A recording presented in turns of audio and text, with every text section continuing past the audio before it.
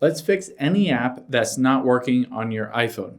Now, if you're trying to open an app, if it's not working, it keeps crashing, whatever the problem may be, I'm going to walk you through steps that almost always fixes the issue. So the first thing that we'll do is check to make sure that app isn't down or having issues with the servers themselves.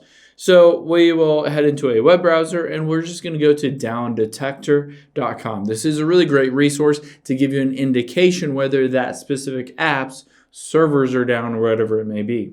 So you can see on the homepage here, it'll show you which apps or services are currently having issues. But if you don't see it there, you can always hit that search button at the top, right? And say we search for Snapchat on here and we want to check to see if Snapchat is down because it's not working. Now you can go down and if you see a huge spike in reported outages, then likely the reason that app is not working is because their servers are down. They're having issues themselves. You just got to wait. Usually a lot of these are fixed within a few hours of having the issue. The next thing we'll do is check to see if you have a good and stable internet connection. So we will search for a speed test here. And then just run speed test.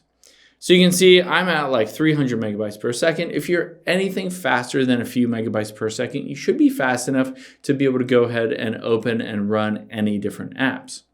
So go through that process, make sure you have a good internet connection. If you don't, you could always switch from Wi-Fi over to cell data or vice versa.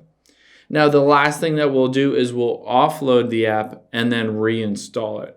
So let's go into settings. We'll go to General and then iPhone storage. Now, if you're on Android, you can just go to the app, clear the cache, delete the app, and then reinstall that app.